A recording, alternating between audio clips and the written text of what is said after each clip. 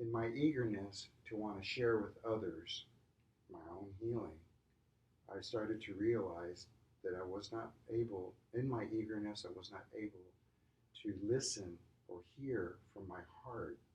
I would many times I would interrupt people. I wouldn't let them finish what they were saying. And I was in my head so much wanting to share before they ever finished that I really wasn't listening to what they were saying. So for so many of them, I wanted to teach, coach, and in some respects, try to save. This was most evidenced with the two primary relationships that I was in, my partner Susan and my daughter Amy. Amy has been a very profound element of my recovery. I thought I was wanting to help them on their journey of healing, not aware that what I was doing was wanting to save them or change them because I was afraid.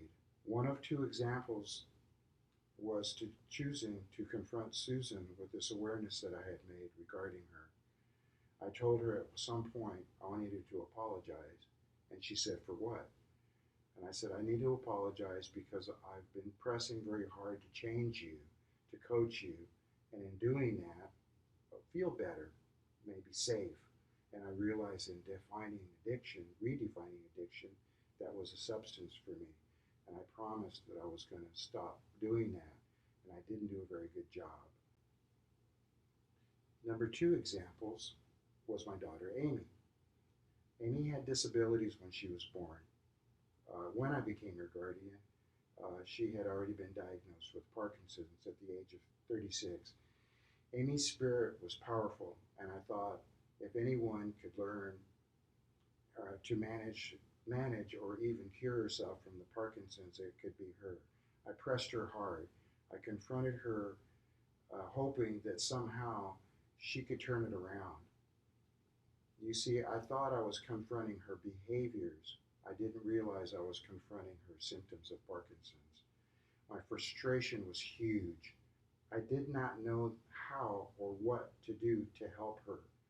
Later, I would realize where this was coming from. So I have to share this at this point. My intent was pure. My intent was honorable.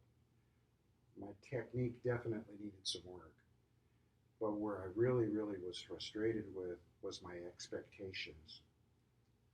All of my insecurities came up from a space within me of being afraid of being alone, being abandoned by those closest to me. Shortly after Amy's 41st birthday, for lack of a better term, she really crashed bad. And at this point, she started telling us that she was going to die. Obviously, we confronted her with that, hoping that we were just dealing with the behavior. So on the second time I went to go see her at the hospital, I don't know if it was a conscious decision, but it was a decision to just listen and to hear her. So when I got there, she stated this: "I'm going to die soon." And I said, "I hear you, Amy, and I love you." After that, I asked her, "Do you want to die?" And she said, "No." I said, "Okay, I love you, Amy, and I hear you." Then I said, "Why do you think you want to die?" And she looked at her trembling body, her legs and her hands, and she said, "I stopped shake." I said, "I hear you, and I love you." And then I said, "Is there any more?" And she said, "I go home." A few days later, she made her transformation.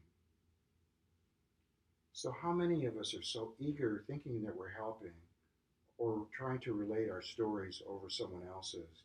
We can't hear because we're in our heads waiting and wanting to interject our own words and our own stories or to be explaining or defending ourselves.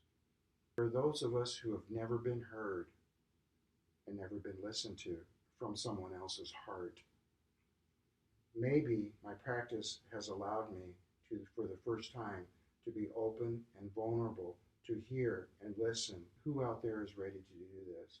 And when I explained about intimate relationships, my practice of being my own healer, the healer of self first, I'm recognizing the most intimate relationship is the one with me. And as I heal that, then I can listen and I can hear from my heart.